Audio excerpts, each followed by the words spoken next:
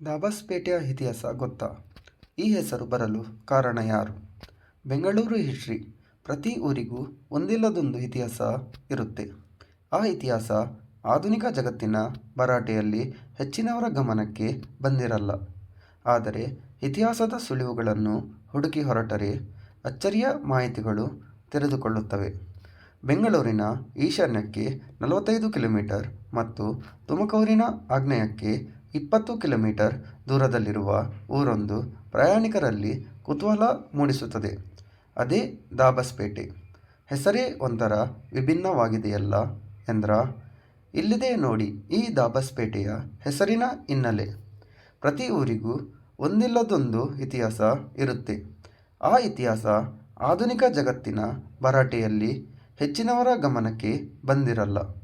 ಆದರೆ ಇತಿಹಾಸದ ಸುಳಿವುಗಳನ್ನು ಹುಡುಕಿ ಹೊರಟರೆ ಅಚ್ಚರಿಯ ಮಾಹಿತಿಗಳು ತೆರೆದುಕೊಳ್ಳುತ್ತವೆ. 18ನೇ ಶತಮಾನದ ಮಧ್ಯಭಾಗದಲ್ಲಿ ಈಸ್ಟ್ ಇಂಡಿಯಾ ಕಂಪನಿಯ ಅಧಿಕಾರಿಯಾಗಿದ್ದ ಡಾಬ್ಸ್ ಅವರಿಂದ ದಾಬಸ್ಪೇಟೆ ಎಂಬ ಹೆಸರು ಬಂದಿದೆ. ಅದೇ ಈಗ ದಾಬಸ್ಪೇಟೆಯಾಗಿ ಬದಲಾಗಿದೆ. ಸುತ್ತಮುತ್ತಲಿನ ರಸ್ತೆಗಳಿಗೆ ಜಂಕ್ಷನ್ ಆಗಿದ್ದರಿಂದ ಈ ಸ್ಥಳದ ಅನುಕೂಲತೆಯನ್ನು ಗಮನಿಸಿದ ಡಾಬ್ಸ್ ಪ್ರಯಾಣಿಕರ ಬಂಗಲೆಯನ್ನು ಇಂದಿನ ದಾಬಸ್ಪೇಟೆಯಲ್ಲಿ ನಿರ್ಮಿಸಿದ್ದರು.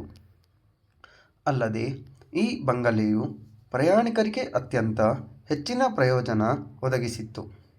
ಈಸ್ಟ್ ಇಂಡಿಯಾ ಅಧಿಕಾರಿ ಡಾಬ್ಸ್ ತನ್ನ ಕುದುರೆಗಳಿಗೆ ಕುದುರೆ ಲಾಯವಾಗಿ ಸಣ್ಣ ಕಟ್ಟಡವನ್ನು ನಿರ್ಮಿಸಿ ಕುಡಿಯುವ ನೀರಿಗಾಗಿ ಬಾವಿಯನ್ನು ತೋಡಿದ್ದರು. ಆದರೆ ಅವರ ನಿರ್ಮಾಣಗಳೆಲ್ಲ ಇಂದು ಉಳಿದಿಲ್ಲ. 1980ರವರೆಗೂ ಡಾಬ್ಸ್ ಕಟ್ಟಿದ ಪ್ರಯಾಣಿಕರ ಬಂಗಲೆ ಮಾತ್ರ ಇತ್ತು.